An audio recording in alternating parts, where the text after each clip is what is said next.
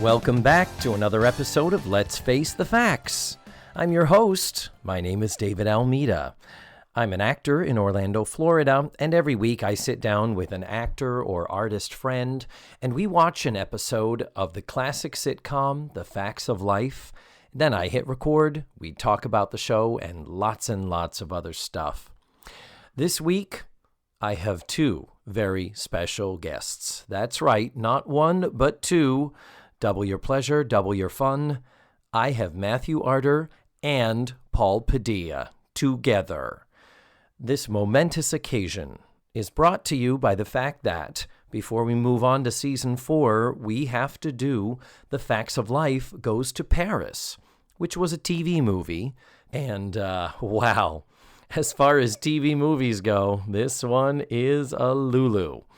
So, it is my first time ever attempting to record 3 voices simultaneously, and it turned out to be more challenging than I planned.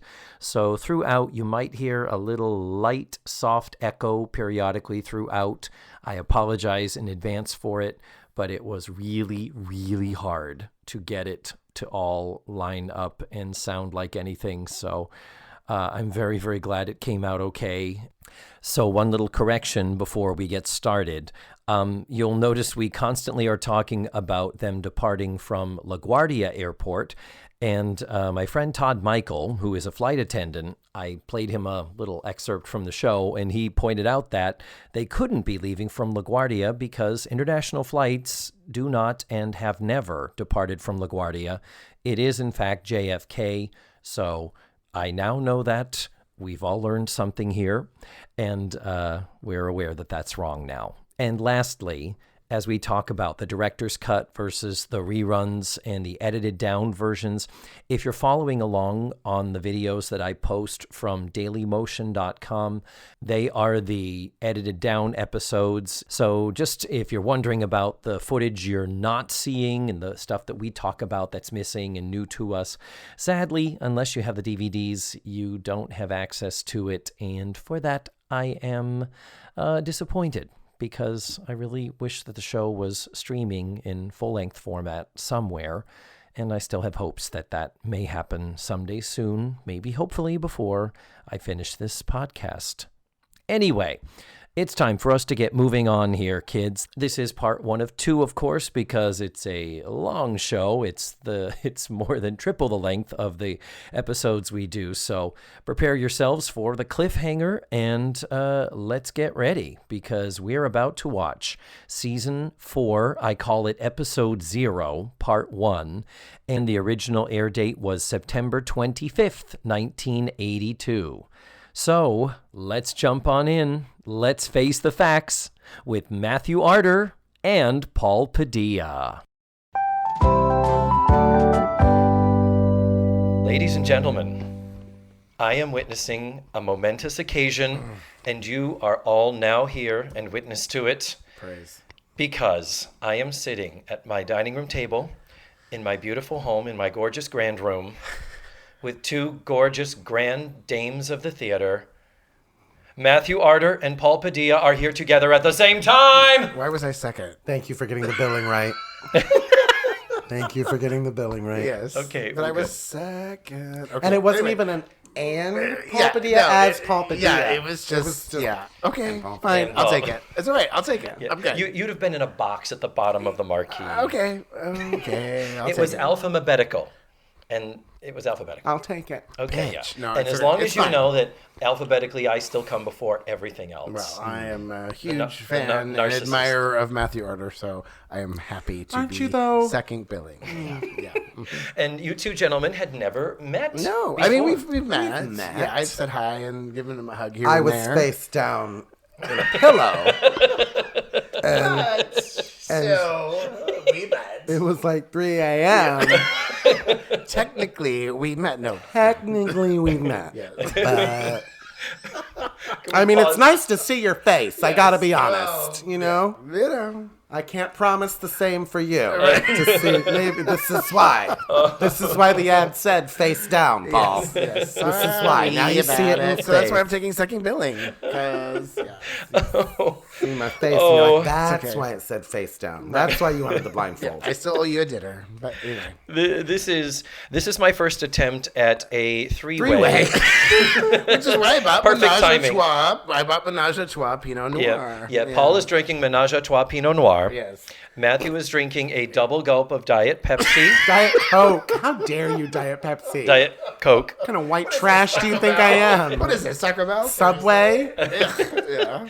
And I am drinking pure, simple, untouched water. Oh, good for you. It is a Russian water, though. It's called vodka. Vodka. It's just what. Anyhow, but literally, this is my first time doing a three-way recording. And We're going to giggle every time you say it. So the microphone I'm using is a little more antiquated than the other two. So if the vocal quality, if there are any inconsistencies in vocal quality, well, that's the price one has to pay to make something like this happen. Speaking of price, you had mentioned that he looks like... Yeah, your microphone is like Bob Barker's. Oh, it's long and skinny. Yeah. Who I slept with one time. Did you slept with Bob Barker? It was so awkward. Well, that would... Yeah. Because he kept trying to see if I was spayed or neutered, first of all. And he kept laughing the whole time we were doing it. And I was like, what's so funny, Bob Barker? And he said, well, we're doing it doggy style, and my name's Barker.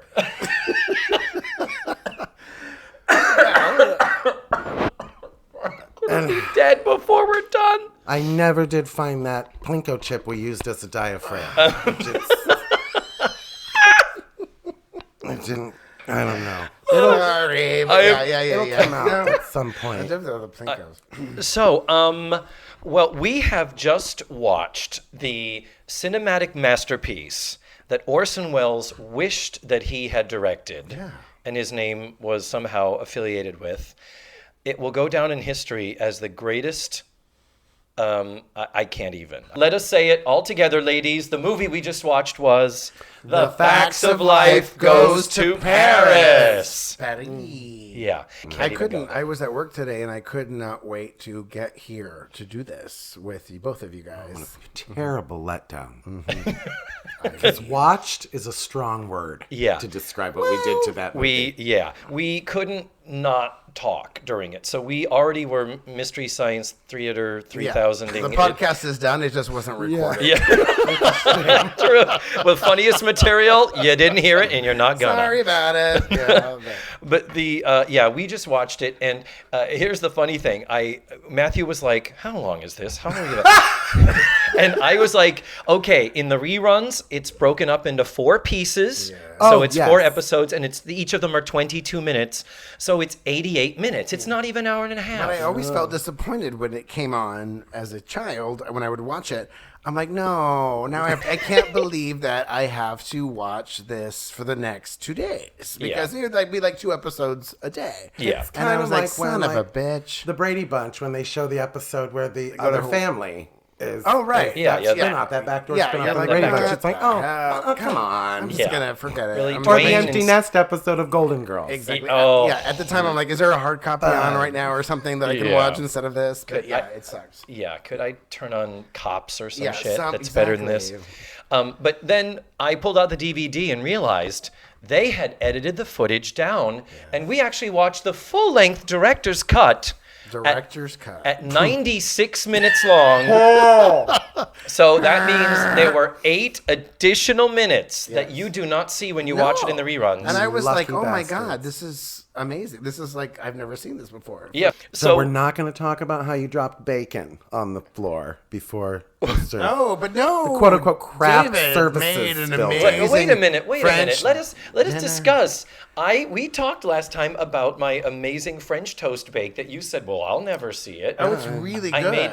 I made a French toast bake and a quiche because they're French foods. We're seeing a French movie. And I brought croissant. And that's right, Paul. And he bought and French. a lot of wine, which I'm the only one drinking it, but that's okay. Yeah, and he will fruit. still drink it all. Fruit, I'll do it. Yeah, I mean, I'll take one for the team. Audience, there are 2 deep-fried pieces of Wonder Bread with cinnamon splashed on them. A pie crust with like a scrambled egg in it. And Paul stopped at Target and got fucking croissant. And red wine, but which you're not going to drink. Market Pantry, which is as good as any French bakery. Well, I was hoping to find like some kind of like French pastry something from Target, but apparently they're not Publix. In Publix you can maybe find it. I didn't have time, But, no. So what I'm hearing is, Matthew, you are still unsatisfied. Matthew's starving. It's just me. Matthew's starving, apparently. I'm wasting away. So normally I am dissecting a 25-minute episode. And that takes several hours. Yes, that is because one of us at this table. I feel I'm efficient. I hear some other people. Your shows do come and through. You guys like just, but well, you know why? I'm like an hour. You don't talk a lot. You let me get the job done. I kind of do. You shut up and you let him read the script word for word. I kind of enjoy it, but I do. I'm like, it's okay. Do it. I'm like, is it a comma? No, it was a semicolon. No, it was a comma. No, it was a semicolon. He's Cort reporting the episodes over here. Yeah. But we're going to try to see if we can get through this in 2 episodes. We're going to do this in 2 parts. Oh, we are? So at the moment, we only are... This is my second 2-parter. Yeah, this is going to be a 2-parter. So a 3-way 2-part. Facts of Life goes to Paris, y'all. Here we go. Let's start then. Let's do it. Here we go. Now, wait a minute, though. The two of you... I always ask my guests to synopsize the episode. Paul fears it and lives in mortal fear. I don't want to do it. I didn't write it down. So since, Paul, we know that you are a master of improvisation. No, I hate it. I want you two to give me a quick synopsis of this movie, but speaking in alternative words. Okay, alternative words. Matthew, what? That means we throw it back. No, I know. My favorite part of it's like that. Do I have to do one word? I'm sorry, this is a disaster. Didn't realize I'd have to teach you basic improv, Paul. Oh, no, you do. Absolutely, you do. He admits it. Okay, so go ahead, do it. Let's see if we can do this. Okay, I'm utilizing my talent here. I'm giving it to you. Facts of life girls go to Paris. Yeah! Woo! High fives. High fives. That is Can art. I breathe now? That is art. Was that so hard? Yes. You don't know how many times I've asked men that. Oh my God. Stop it. Yeah. So our movie begins at LaGuardia. And Paul and I were both surprised to see this because the whole part of the movie... My childhood. Your childhood, LaGuardia, yes. Yeah. But the movie has this little precursor before the credits of them at LaGuardia, and it's all, wow, we're going to Paris, and oh, Mrs. Garrett, I'm going to study at a French cooking school, and Blair, I'm going to fall in love. But Matthew said, is that LaGuardia? And I was like, no, they're in Paris. But no, it really was LaGuardia. I'd never seen it. You and I thought they were shooting LaGuardia as Paris. Yeah. Because we had not seen this, because it is missing from the... Because in 1982, there's no stock footage of Paris. Of Charles de Gaulle Airport. It's true. It costs money. That shit, yeah. Are you the budgetarian of this? They have horizontal striped shirts to pay for Joe. So many extras. But we get Exposition City here. This is all, Mrs. Garrett's like, oh, well, I'm going to cooking school. Well, aren't we going to see you? No, I'm going to be in another fucking movie. We're only going to be here for 48 days. Yeah, it's like everything expositionally laid out. And the funny thing is, when you watch the TV broadcast version, you don't miss it. Everything that they say happens is reinforced. You know they're in Paris. They're in Paris, and they in the new version. It's like they're there. They land. It's like the Facts of Life goes to Paris. Bam, they're in Paris. Here they fucking are. Yeah. So it's like, okay. I'm fine with that. Yeah. But yeah. So and what I just stated was pretty much it. They're going there. We don't talk about why. The girls decide to take a month from their summer vacation to go study in Paris.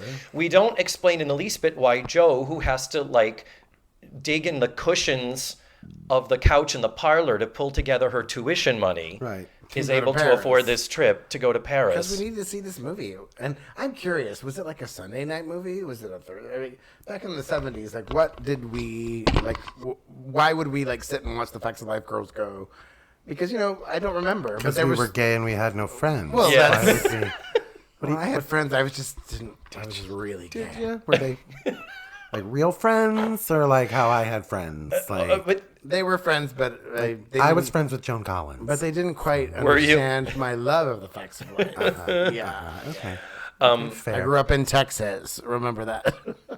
Fair. so, okay, let's see how good she is. Hey Google, what day of the week was September 25th, 1982? The 25th of September 1982 fell on a Saturday. Oh, Saturday night. That would have been my Saturday night. That's amazing. So, gee, we would have been off partying. Yes. We would have been out drinking and drugging with our friends on a Saturday. 88. Like, I would have been in Studio 54. The rails of Coke. why can't we watch We are never going to get through this. So once again, NBC, who was this show for? Yeah, it's Saturday. Well, they hadn't gotten the Golden Girls yet, so it was it was on a Saturday. It's a whole other podcast. And remember, before one of the many comments as we were making, Matthew, you were like, why would they make a TV movie of a TV show that was like... It was not even in the top 30. It was... Not even in the top 30. No, it wasn't. It was like 24th. No, because I looked it up today because I was going to do my Wikipedia search and find out like what it was up against. You know what I mean? And find out like what it was up against, but I couldn't figure out. It wasn't Dallas. It wasn't Who Shot JR. No, it wasn't but Dukes of now Hazzard. we would be able to tell. I what feel it was like it was in the top 30, just not like the top but 20. it wasn't highlighted. It had to be. Wikipedia highlights it. Don't put that black thing near my mouth. I have never said those words before in my life. Never. Yeah. Not once. Anyhow. But Get but that Egyptian come on. thing away from my mouth. Irregardless, like Matthew said, why would they make a movie of this when NBC was still seriously struggling to rebuild? And Wait, wouldn't you do Different Strokes? Wouldn't Different Strokes go? He's a millionaire. Gary Coleman, I mean, And Gary Coleman could have done like So this Lost is- in Paris. This is what, 83 you said, right? 82. 82. September That's 82. really, okay. it broadcast in September, and this was the week before the premiere of season 4. Okay.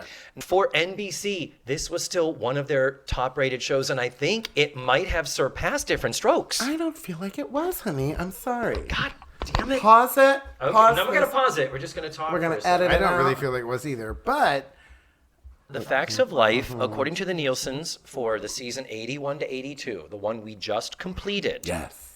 it was tied at number 24 with Little House on the Prairie.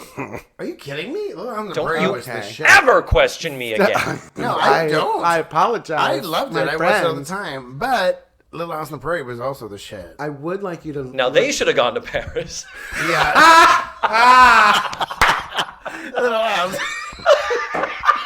I watched that shit. What a crossover episode. Just have fucking Laura Ingalls walking by Blair by the sand, be like, what the fuck is that? A covered wagon, just... What a great yellow you have on it. Walking by with her bucket lunch.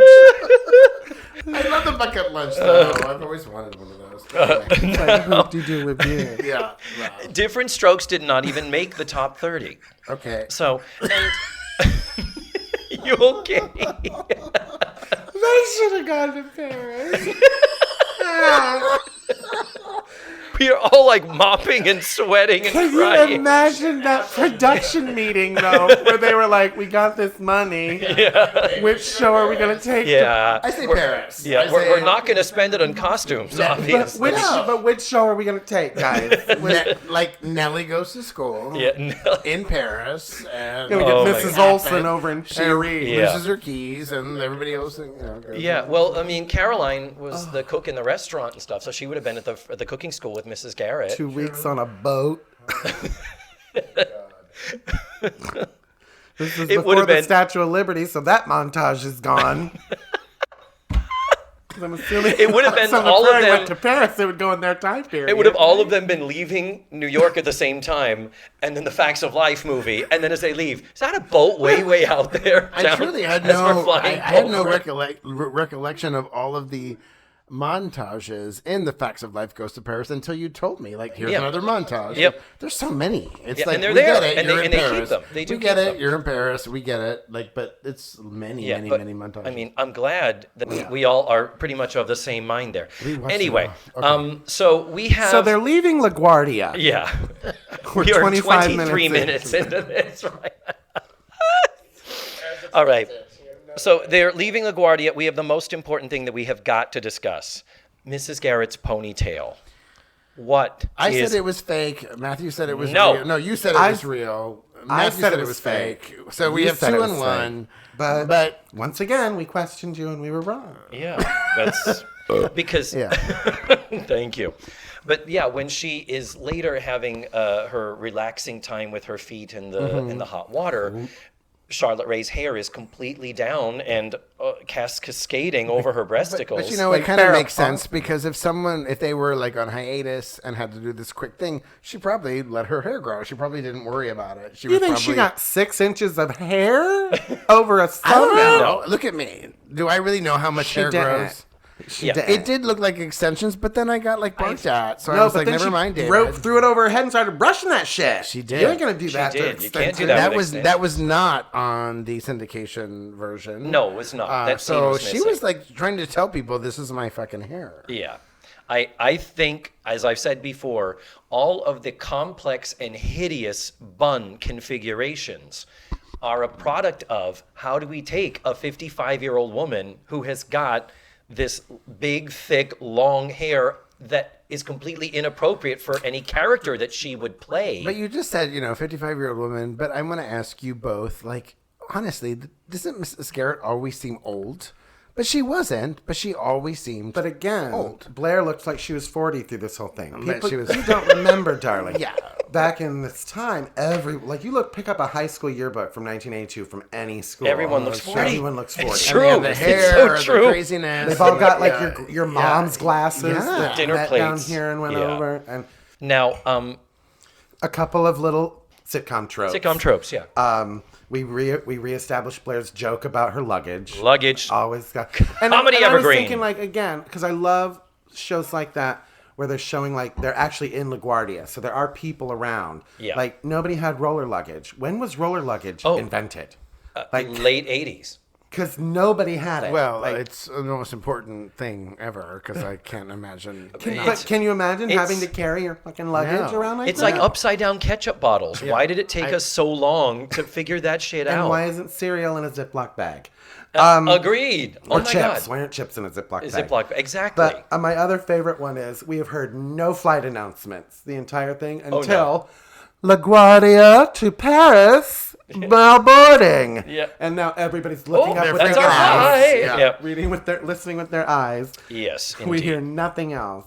Yeah. But keep in mind, this was back when you walked by Barney Fife and security. Yeah. And they were like, you And they got were- anything in that bag? No? Go on And, in. and not to bring the room down, and you can cut this out late. if you want, but they were on TWA, which I remember kind of bummed me out. As a kid, it scared the shit out of me. Why? Because the TWA had... Remind me. This They is... had a big hostage crisis. His memory is fuzzy? No, but they Hey.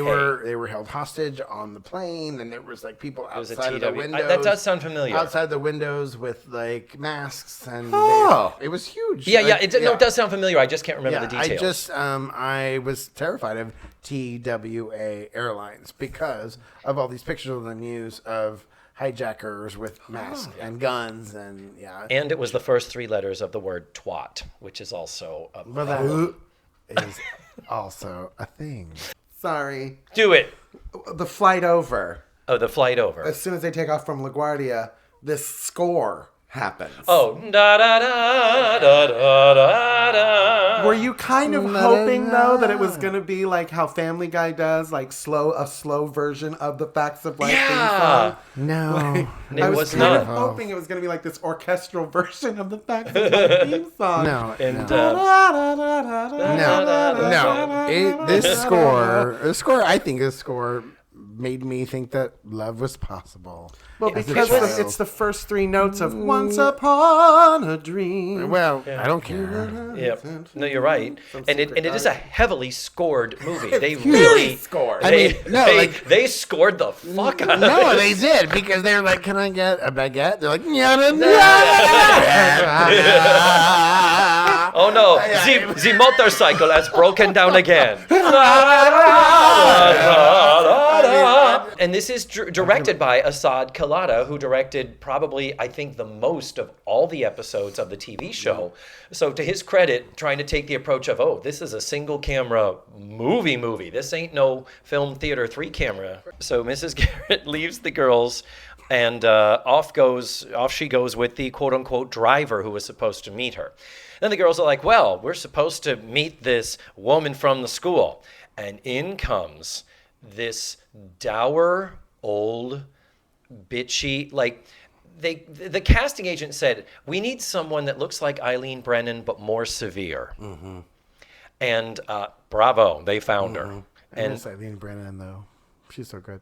Yeah. Oh, I think she was awesome. busy on a hit show called Private Benjamin. Yes, indeed we do. I remember that. Oh, show. yes. She won an Emmy for that. CBS. So then, this woman shows up and she is like, are you the ones from the Eastland School? Well, I'm here to take you.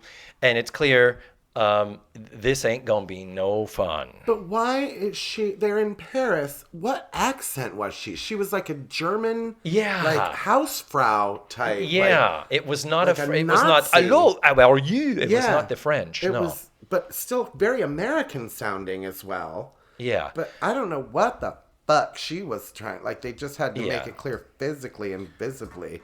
She did not, because so far we haven't met anybody with a British or French accent yet, and we don't for a while. They're coming, but yeah.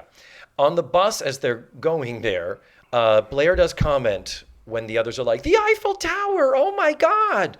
Blair's like, oh, I've seen it so many times, but it never gets old. It's like, well then, why didn't you just fucking pay for them to take a trip there? Why are we doing this school exchange thing where we learn they are about to be taken an hour outside of Paris to what is essentially a prison where they have to study. And the other thing is, Mrs. Garrett, you are not the cook at the school. You are not aspiring to be a cook at Le Cordon Bleu.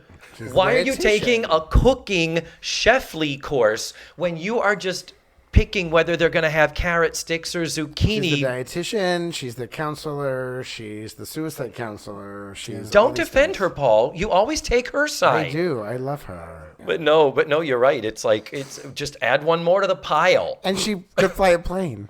And flying planes and being a beautician. Remember, because she was going to make Tootie a beautician. Shit. Yes. And anyhow. Skincare specialist. Skincare, exactly. She still has to run that suicide hotline that they started up after Cynthia took her life. It's true. It's, it's a tough life for Edna Garrett. I'll make time is what she said. Mrs. Garrett arrives at her hotel. And that's after they have driven crazily through Paris, a lot of through the windshield angles of a car speeding through traffic in Paris, and you get the audio of, oh, you're going so fast. Which I appreciate. But it was clear that the film had been sped up. Oh, God, yes. And what I love is that she's from New York. Hello. She's been in Manhattan. It's true. My sister threw up in a cab in New York it's once. Scary AF. Yeah, I lived there, and she threw up. She was like, she just couldn't deal with it. It would have been a little more believable if this had happened to the Little House on the Prairie people. Yeah, they would have. Yeah, they would have been. Your horse is running so quickly. Mrs. Garrett says to the driver, this mad, crazy, insane driver, that she is going to let the owner of this hotel know that he's a terrible driver. And he's like, well, guess what? I'm the owner of the hotel. This place called the Petit Hotel. He is Pierre Petit. And so she's like, well, I guess I can't complain. And that's the end of that. But he does play a significant role in the development of this plot. So then Mrs. Garrett goes to Chef Antoine's restaurant where she will be studying with the great Chef Antoine. And he turns out to be a total fucking dickbag, asshole, piece of shit. He's a dick. Okay. However, from the montage, all he knows about her is he's shown her how to stir. Yeah. He's had to show her how to use that blender thing, and she's had to learn how to toss a salad. Yeah. So he's probably like, who the fuck is this bitch? But when you watched her toss the salad, you were not happy. You said, you thought that's how she tosses the salad. No, I said she doesn't know how to toss a salad. She doesn't know how. Yeah. Mm-hmm. Matthew. All week. So you made some comments about how shall I say, your intense dislike of the French people in general. How dare you, sir? You kind of did. Paul, will No, you back me up on this? I will back you up. I on had that. a very long relationship with the wonderful Marcel Marceau. Yeah, Did you? it Luckily, just- he didn't yeah. tell anybody about it. I've dated a couple of French people, but you really had some. You were saying that They're you- just weirdos. Yeah, you frequently would throughout the go, that's a French thing. What is that? You were like, hell yeah, you did. but you hated that Chef Antoine was a jerk, and the fact that on top of it, he was French, and so he was talking to her like this. You were like, fuck this and guy. that had to do with the writing, because like when he was like, very bien, very bien, very bon, Yeah, really? very bon. Really? Really? Like, come on. It just, like people from California, they're just weirdos. Yeah, The land it's of true. fruits and nuts. Do you want to wish my book? It's Paul, you have to tell your story of dating a French boy. You shared your story. Oh my God. Well, Oh no, please. no, I dated a French boy. I can't believe I'm doing this, but anyway, I dated The short version. Dated a French boy, and he was here for like a short amount of time, like a year, and we dated, and I took him to dinner, and everything was horrible. Like he hated everything. Like there was too much ice in the cup. The ceiling fan was going too fast. But yeah, and he said, "This is bullshit. It's bullshit. The fan is too cold, and there's too much ice in the cup, and it's bullshit. Everything is bullshit." And I was like, "Oh, so everything's bullshit. Basically, I'm buying you dinner, and everything's bullshit." But then, he was at home, and I wanted to go in the shower because I had a long day. And I said, I'm just going to take a shower, and you stay out here, and you watch TV, and here's the remote control. And he said, do you not want me to go with you in the shower? And I was like, no, because, like, showers, like, it's... Somebody's left out in the cold. You gotta do what you gotta do. Unless you got Joan Crawford's shower, no. I don't want Oh, my... Right? Isn't that amazing? Because only one of us is going With to get the shower wig head. and Yeah. the shit Yeah. heading down. Like, no, if wait. you can't have that, I just need to get my Shampoo shit faster, done. buddy. Shampoo faster. And, yeah, so he said, do you not want me to go? And I said, no. And he asked me, he goes, do you not want to wash my boat? And I said, I don't even want to wash my own butt, but I have to do it.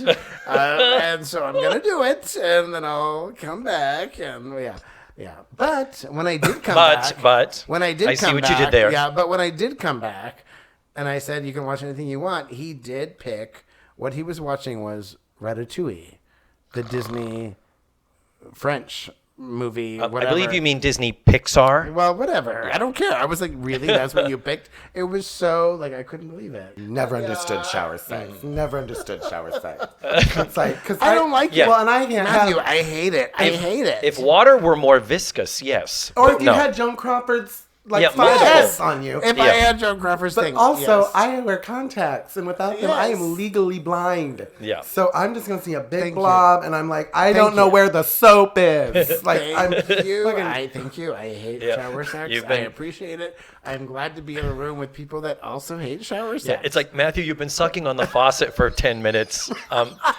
My dick's over here. Sorry.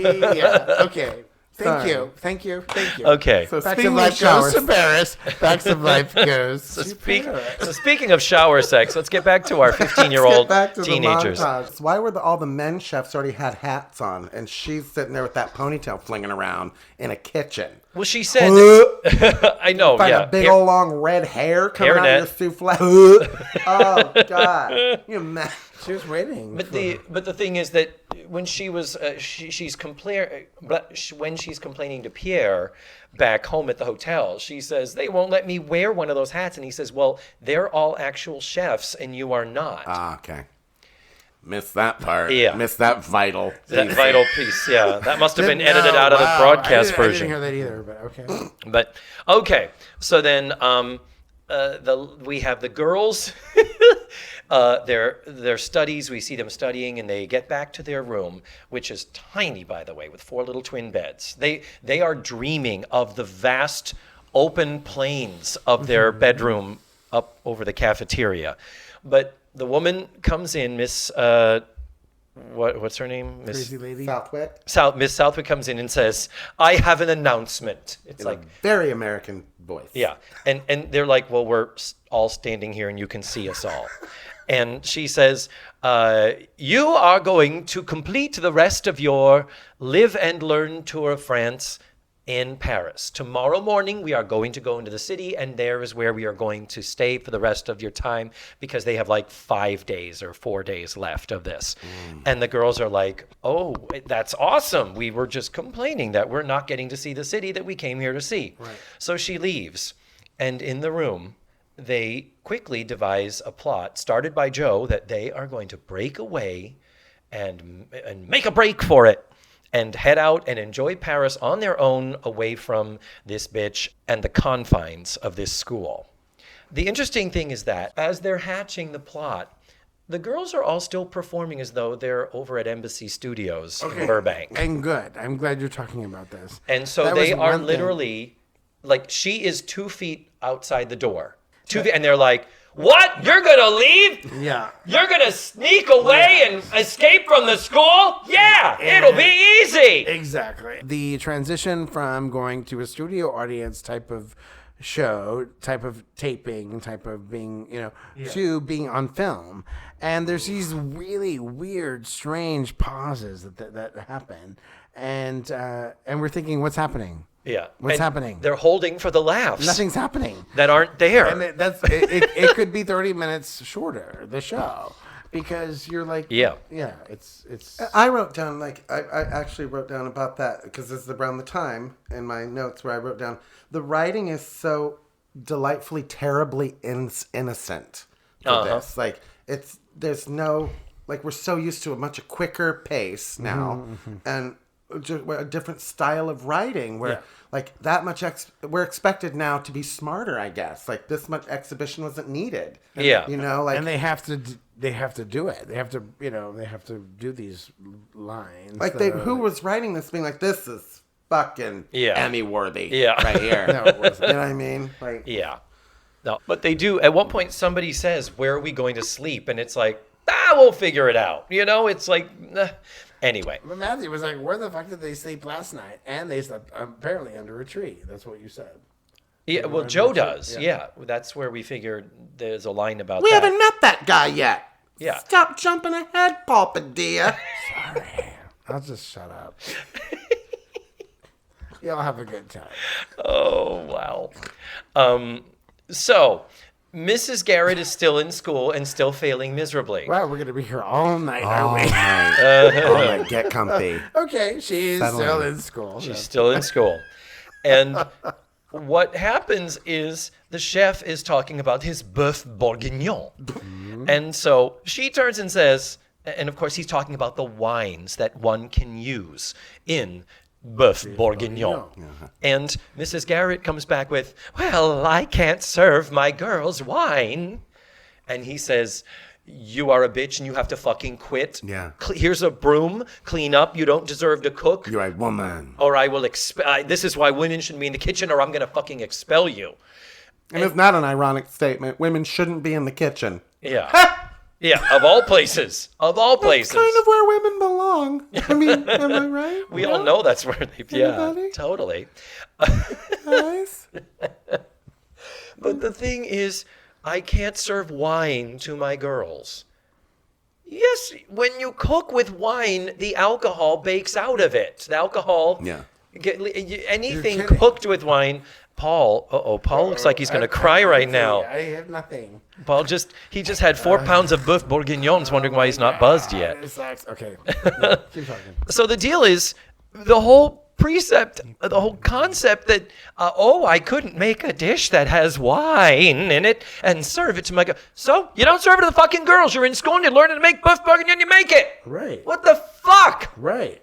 Make I agree. the beef bourguignon. But the what now? I don't know. I agree with whatever statement just happened. But that's what causes this to go like to the next level, the DEFCON 5, where he threatens to expel her. So she's like, well, shit. And then Mrs. Garrett, after a very long, tired day, is relaxing in the hotel. Pierre is pouring hot water on her sore feet. And just as she, with her hair down, decides she's going to get some rest and fall asleep in the chair, who comes in? Tootie, Natalie, Blair. Of course. And- And I have to say, her reaction was perfect. It Yeah. really was perfect because I know when you're like just want to have time alone on a vacation without anything, and then people come into your life and you're like, great. She had the perfect reaction. Yeah. But Matthew's response was a little different. What's that? Your response was, I'd be all, fuck no. Get out! Yeah. He would be like, get out. Because we didn't really mention it, but they established at the beginning that Mrs. Garrett was very clear with the girls that we are going to Paris, but we are not going to Paris. Yeah. And, I'm gonna be and that busy. was never on what I saw. Yeah. Which was amazing. She was like, I want to So you fucking kinda have wonder my if you own time. Haven't seen that. And they still showed up and messed up her time. She knows that Garrett. She fucking don't sucks. care. And this is the point, by the way, if you're watching it in the 4-installment rerun version, Apparently. this is the end of part 1. This is also going to be a 4 And that installment. only took us version. an hour. It did. 54 minutes. We got to pee. Okay, let's see if we can breeze on through part 2. Yeah, right. I gotta pee. Actually, before we start part 2, we do need to point out that when the girls separate off from the tour, Joe, of course, is like, well, I'm off to Le Mans. You have fun. You know I'm on a different path. So bye. And she walks off. And Matthew, what did you say? Well, after letting them know that Le Mans is 133 miles away, she's like, peace out, and starts walking. But then she says that she's going to get all of their luggage off of the bus. Yeah, she And gets she their gets luggage. It. She gets it. That could have been another great JoJo. How did you get our luggage? I got your Got it, luggage. Yeah. Oh, my God. That would have I been got great. beer. I got beer. I got got beer. beer. Yeah. How did you open the lock? I Matthew, got it you're my open. spirit animal, whatever. But yeah, I get it. So, but Matthew, you said out loud, is she going to walk there? And then just as I got it out of my mouth, She's This walking. helicopter shot of a field. I thought it was a Sound of Music commercial. I mean, it at was first. like was pretty it was great. an ad for French wheat. You make your bread with it. But it was like that. And as you was like, what, hello. The beginning of part Walking. 2 is Joe just walking on this road in the middle of nowhere. And Matthew, what did you say? I said no one would hear her scream. No, absolutely not. Serial It was killer. so like, yeah. It was beautiful. It was picturesque. I Again, would like innocent time, innocent That's writing. what I would like. Yeah. But I would want like a sketch pad or like a book or something to read to be like, this is. She's this- busy yeah, hitchhiking. No, she's Yeah, she's allegedly running she's just down hitchhiking. the Yeah, street by herself. yeah. So while she's there, Terrifying. a bike goes past her, and then Flips her off, right? no, he doesn't. Oh, it's He Is says, the "Suck on my dick, bitch." what was his No. name? Really? David. Davey. And his name was David. And then as Joe makes her way further down the road, that guy on the motorcycle who drove by did not flip her off or scream something. He is fixing his bike. His bike is broken down. And Joe walks up to him, as Joe only can, and says, "Hey, you know where I come from, a biker would help out another biker and pick her up if he saw her on the side of the road." How's he gonna know you're a biker? Thank you. But I don't want to blow my wad. But okay, I really like the guy. But anyway, moving on. no. Moving on. No, this is a their sparks are flying and they're at odds, but they're eventually gonna come together. Eat, love, pray. So far, Wow. and Joe is Julia Roberts. Is she? Yeah. Is she? Eat, pray, love. You mean? Yeah, that one. Is that what I said? Just kidding. So the deal is, he ends up looking up at her and he says, "I don't have another helmet." And she's like, "I would have taken my chances." I take and it raw. no. Sorry, we gotta get through this. Noted. So Joe helps him basically. All right, children. Yeah, we're kidding. It's okay. We're good. We're good. We're back. We're back. Joe helps him fix his bike, but she says, "If I help you fix your bike, you are going to take me to Le Mans. That now you're my ticket Got it. to the place." And he's like, "Sure, if you can, you girl." But of course she does. First, you have to meet my parents. Yeah. Okay. So then we get the Tootie and Natalie plot. Tootie and Natalie have supposedly, with Blair, stayed at Mrs. Garrett's. And there is a scene that was also cut from the broadcast version where it's like the morning after they're starting the day. Joe's already gone. But Mrs. Garrett, thankfully, is saying, you can't run away from school. They must be worried sick. There's going to be shit. I mean, come on. And the girls are like, oh, it'll be fine. And Mrs. Garrett, you'll call and get our passports, won't you? And then finally they say, Mrs. Garrett, that school, being there, it was like being trapped and being lorded over by a despotic, awful person telling us what to do and having no sense of freedom or happiness. She was like, okay. Yeah, Mrs. Garrett, who could, of course, commiserate because of her situation at the cooking school, was like, fine, go ahead, violate every rule. I don't give a fuck. She really wanted to be alone. She's like, I want you guys to leave me the fuck alone. Yeah, that too. Basically what it was. That too. Yeah. And then, Blair has had this thing happening where she is insistent, and has been from the beginning, that she is going to fall in love. She's going to come back to the States with a French boyfriend. Hopefully not cut up in pieces in her luggage. I don't know why she would want to do that, because I've been through that, and it's not the best. You do not want to wash the butts. No. I just realized we're on the next morning, and these kids have been missing from this field trip. And the police aren't after them. That would have been a nice subplot. Matthew, it doesn't matter because you have a pale yellow dress. They're never going to find you. Never going to find you. It's pale yellow. It's talk about hiding in yellow. It's pale. Hiding in plain sight right there, yeah. Like, she didn't call the police or anything? This headmistress was like, Yeah. we lost the Americans. Did the check clear? Yeah. I don't know. Or whatever the accent is. Yeah, I agree 150%. So what a great subplot that would have been for Natalie and Tootie to be running from the cops. And have it be a bumbling French and from their sexual predator. But anyway. Oh wow! Have it be a bumbling French inspector played by Peter Sellars. Hilarious. That would have been comedy gold. No.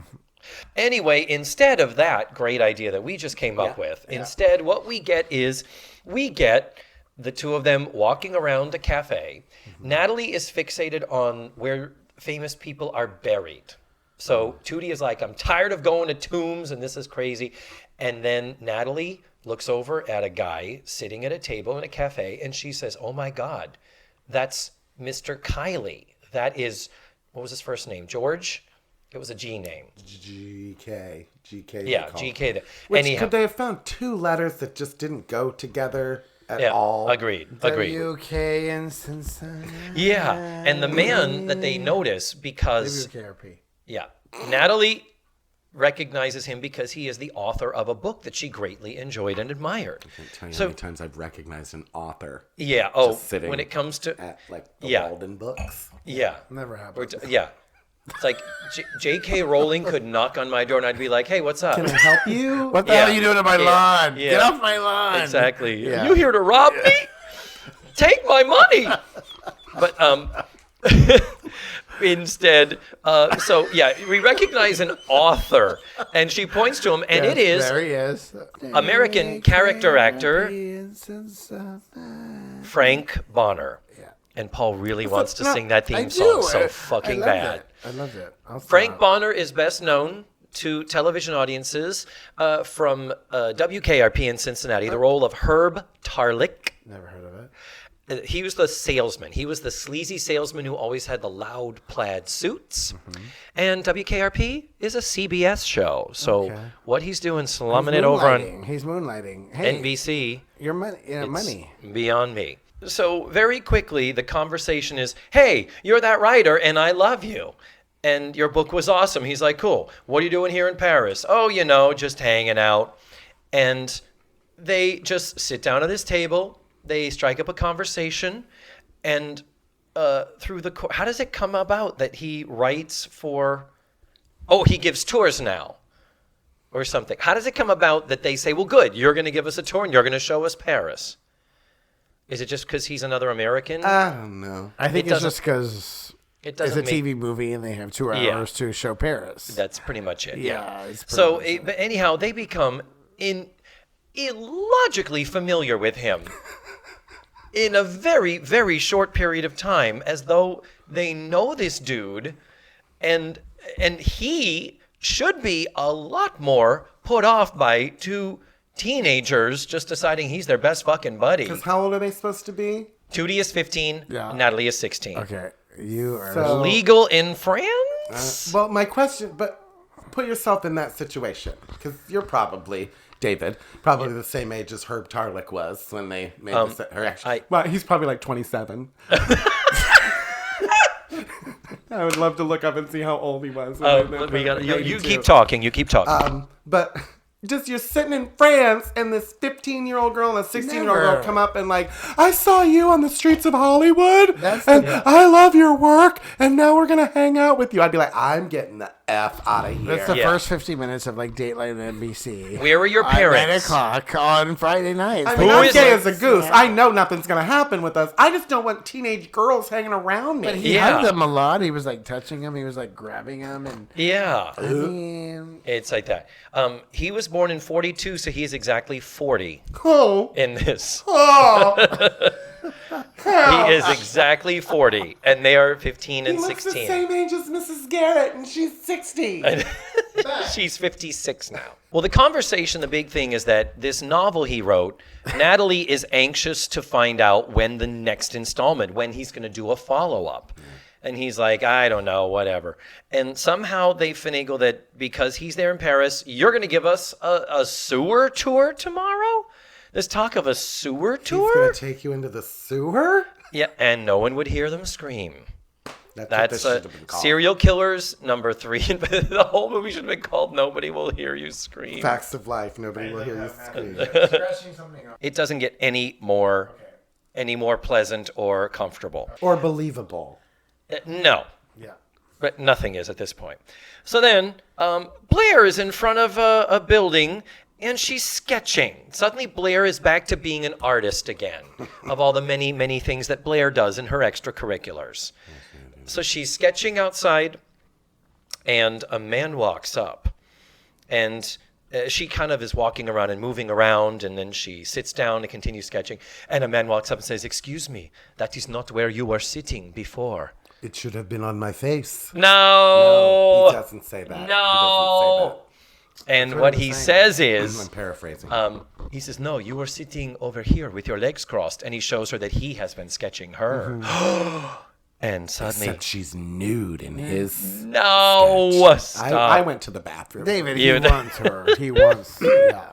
But the thing is, they're trying to play this up as, oh, what a romantic way for them to meet. This is going to be the boyfriend that Blair meets.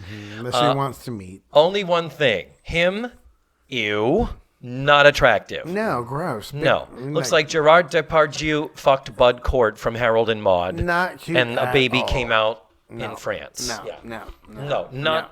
You don't look at him and think, oh, yeah, you need to get on that girl. He's not good enough for Blair. No. Not my Blair. Not our Blair. No. Your close personal friend. Very close personal friend, Lisa Welch. Yes, of course. But Blair is still nonetheless taken in by him. And I'm just like, really? yeah, so they start walking hand in hand, don't they? And no sooner do He looked a little young Andrew Lloyd Webber-ish to me. Oh, yeah. Now like, there's you know a what I mean? sex... Like that long comb over. Yeah. Like, you have to be an amazing artist for me to be like, okay, because, that was not... Was the picture that good that he drew? If I'm going to go that way, then yes. Is that the line? That's the line? You got to be an artist? Moving on, kids. Now, so no sooner does Blair kind of, she's clearly taken in, and there's the close-ups of them looking longingly into each other's eyes. And then you hear, "Papa, Papa." And this kid runs up with this woman. And it's clearly his kid, and we don't know if this woman is his wife or his girlfriend or whatever. And Blair's like, what the fuck is happening right now? And then he just looks at her as he sort of is like, yeah, okay, go on. What can I say? I am French. So I'm a rapist. No. That's basically what that line says. Wow. I am a rapist. Anyway, clearly this is not the man of Blair's dreams. Right. Yeah. Then we go back to Joe and David, and the bike has broken down again. And this is where I really want to get into things because I love David. He is. It was like watching Hepburn and Tracy, wasn't it? So beautiful. There. Oh, Matthew just snarfed. Wait a minute. If you can, in a Facts of Life Goes to Paris movie, it was. I really, really like him. Yeah, I agree. He was nice. But they still the sparks Matthew. fly and the Scrawny arms. Matthew. Yes, dear. But the deal is, this is the morning after now, isn't it? Where she says, your bike breaks down a lot, and she's like, "Well, I fixed it yesterday." He goes, "Well, if you really fixed it, it wouldn't have broken down again, and you wouldn't have had to sleep under a tree last night." So she says, kind of like, "Oh, I'm never going to get to Le Mans now." And this is where I realized she was not saying Lamaze. You thought what? I thought the whole show she was saying, "I've got to go to Lamaze." Like a Le Mans class? Yeah. To- I heard, that's the first time I heard Le Mans. It's what's like, no Le I- Mans, I'm out. LMANS. It's like mayonnaise. mans, like the plural of man, Like mans, Le Mans. Mance. Okay. Le Mans. Yep, exactly. I thought she was going to Lamaze. Anyway. Yeah. So she slept under a tree, and he apparently was fixing the motorcycle all damn. All night fixing that motorcycle, greasing, lubing it up, Yeah. giving it a lube oil and filter, hitting that catalytic converter, hitting it, Okay. Yeah. We go back to Natalie and checking company. that battery. I got nothing. You got dipstick. There's a dipstick something in there. Dipstick. Good, Damn it, we missed dipstick. So then we go back to Natalie and Tootie, go back to the cafe, and the guy, his name is whatever his last, he says, "Please don't call me Mr. whatever, call me GK. Those are my initials, GK." But isn't it sad that when this even came out, and as I watched it, I hated this sub. I fast forwarded it. I didn't care. I didn't want to see it. I didn't care about these people. No, So, this whole was it was uncomfortable. yeah, it really I was. So they show up back to him, and he is at the cafe, and he's having some wine, and they're like, "You didn't show up for our sewer tour that you promised that you would take us on after we forcibly told you were going to do it." And he's like, "Yeah, well, I'm busy. I'm working on the next book." And Natalie's like, "Oh, well, okay, that's great because you're writing your next book." And then up shows this American boss of his, this African-American woman whom I did not know till Paul told me. I love her. She's actually a really great actress. What's her first name? But in the 70s, she was a really great actress. She played Penny's mom on Good Times that left her with the family because she couldn't afford to have her, which Penny was Janet Jackson. But Chip. Miss Jackson is Chip. nasty. yeah. Her name is Chip Fields. But she's a good actress. She really is. She was good. And I really enjoyed her in future episodes of Facts of Life as Tootie's mom. But she's solid. She's good. She's good in this with the overly expositional dialogue she's given. "What are you doing? Are you here at the cafe again drinking like you always do? You can't get a job in this town. Why, everybody has got word out that no one will hire you, and here I've taken a chance on hiring you, and you're supposed to be writing this article about Paris for my travel magazine. Well, if it's not on my desk by noon tomorrow, you are through in this town." Her mom is actually quite good. Yeah. So No, she's good. She's very good. I like her. Did a bus and truck tour of the Wiz with her back in the 70s. She probably did, to With be honest. you and Chip Fields did a bus and truck. She What actually role probably now? did, but she's really good. Now, what role did you play? She played Auntie M. Yes. And I was the mean old lion. Yeah. Now, Because it wasn't considered blackface because it was a lion's face. Sorry. Oh my God! Wow. But Okay, so anyway. so the girls basically say, "What? After your boss, Mrs. Exposition, just left us. What? You're drinking too much, and you're going to write that article, and you're going to show us Paris right now because we suddenly have something at stake here that can't be explained, and we're bossing you." Oh, and again, performing for the fucking balcony. Oh, yeah. "Can't believe you're sitting here drinking." And he's like, "Well, a lot of French people have alcohol, have wine with their lunch. Do they always have lunch at 10 o'clock in the morning? She gave him the same intensity she gave her dad when she saw him cheating on his mom. Yeah. She's like, there were tears coming out of her face. Do they always drink at 10:30 in the morning? Yeah. Like, you're not invested. And No, why do you want to spend the day with a drunk guy? This guy, Like, yeah. I'd be like, oh, okay, well, we're going to go. Yeah. Honestly, Frank Bonner is doing the best he can with trying to play something remotely natural with this completely unnatural premise. But the thing is, at one point, the girls do start to leave. And is it Tootie that says we should help him? Yeah. And then they go back. Yeah. And then it's all, we're invested suddenly. Yeah. And more than anything, I swear to God, this might be a Jewish joke where Natalie just wants a free tour guide around Paris. Wow. I'm just saying. Wow. They've sunken lower than that before. And the girls even say, we're going to stick to you like glue. What? I wasn't. Who were you? Are we good? Yeah. So then we go back to Joe and David. They are walking.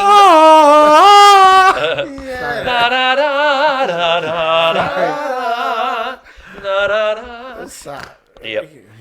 And this has to be one of Nancy McKeon's worst acting performances. Okay, no stop. She did cry. No, at the end, I think she's good. Yeah, but this At the whole end, this she's whole good. flirty bullshit. Yeah, I mean, and I'll give it 80% to the writing. This is when she's like making fun of him. She's like giggling as they walk. He's like, "What the fuck are you laughing at?" Yeah. And she's like, Your bike breaks down a lot. And "Yeah." He's like, "Well, I haven't had a heifer on it in a while." Yeah, but she's happy, and she's like, just Bitch, like you can walk through the dark forest on your own completely. in Paris. yeah, you don't you. need me to help you get raped and dumped. Anyway, so what happens is, I'm not sure what happens in that scene. That may be completely immaterial. It probably is. Yeah. Then we get to Blair, who is out to lunch with a friend. I've forgotten about Blair's whole story. I know Blair's Like, story. Don't forget. She finds it. She is- finds herself. She has this friend that we In had a seen pale her, and dress. Blair reiterates, we're going to do a finish the sentence. This was part of the Mystery Science Theater 3000. Blair is out to lunch with this friend, and she says, I had this dream last night. And in this dream... Joe was eating my pussy. No! What? That's what she said. That's not what she said. That's what you said. oh. I just wanted to let the people hear that. No, that's true statement. Yeah. So they run into that artist guy, George, and she thinks maybe she might give him another chance, even though he's got a wife and a kid. What the fuck is happening? And then they go to lunch, and then when he finds out that the friend that she's staying with is a famous artist, he is like, well, you said there was a party tonight. I have to accompany you to the party. And Blair very quickly is like, you just want to meet my friend because she's another artist. You just want to fuck you. She realized. That Yeah. You Frenchies. He's a player. He's Them- a player. Those damn Frenchies, yeah. Fuck up. So, done. Then we go back to the skewel, and that is where we have the chef. He's being chummy with the guys, and once again, he suggests to Edna that she has made a ridiculous choice for her final exam meal, which is something to do with lobster. Yeah. And she is like, but it would be interesting, and blah, blah. And he says, I think you need to drop out of this school before you humiliate yourself. But then Edna, her resolve reinforced. She says, I will not drop out. And then she turns her back to him and faces nowhere in the room, as long as it's the camera, faces a wall, and says, I have not yet begun to cook, with her finger pointing in the air. And then she grabs an electric mixer and sticks it into a bowl heaping with flour. It would never happen. With dry flour, which goes everywhere for a hilarious sight gag. I love that as an end, but she should know better. But it's ridiculous that it is so Hilarious sight gag. contrived. And that was a lot of work for that sight gag. A lot of work. Like And cleaning up and everything had to be a bitch. yeah, hope You they can- didn't. this is one take, Edna. Yeah. Good got thing it's a one. TV movie where we don't do two takes. Obviously, if you've seen the other performances. And at this point, if you are watching it in the shorter increments, this is the end of part 2, and therefore the midway point of this magnum opus of cinematic brilliance. Holy fuck. Cinematic brilliance. Yeah, and both of them, you're looking at me with eyes like, we're only halfway through this shit. Wow. That is... Really? Yeah. So, yes, we are going to stop here. We're going to end this episode. Leave you on a cliffhanger, kids.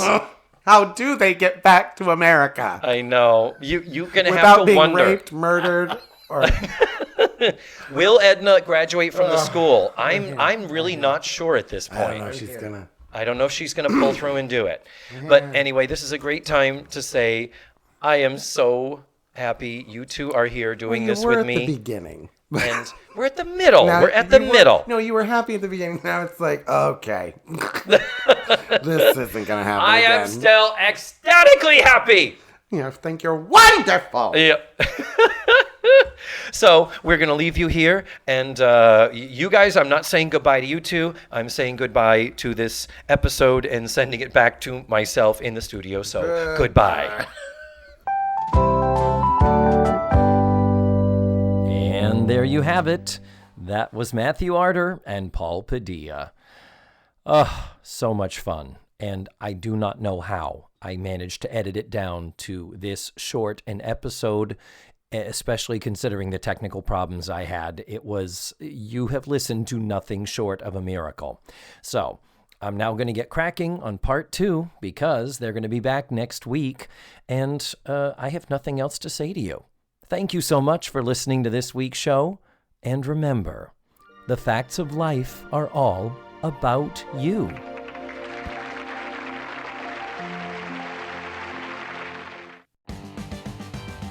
Let's Face the Facts was produced, written, hosted, and edited by me, David Almeida. My theme song was beautifully arranged and recorded by Ned Wilkinson. Our website is facethefactspod.com. You have to drop the let's. And that's where you can find extra pictures, video, and audio extras from the digital cutting room floor.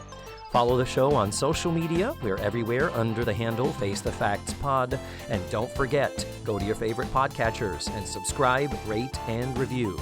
Tune in again next week for another thrilling episode of Let's Face the Facts.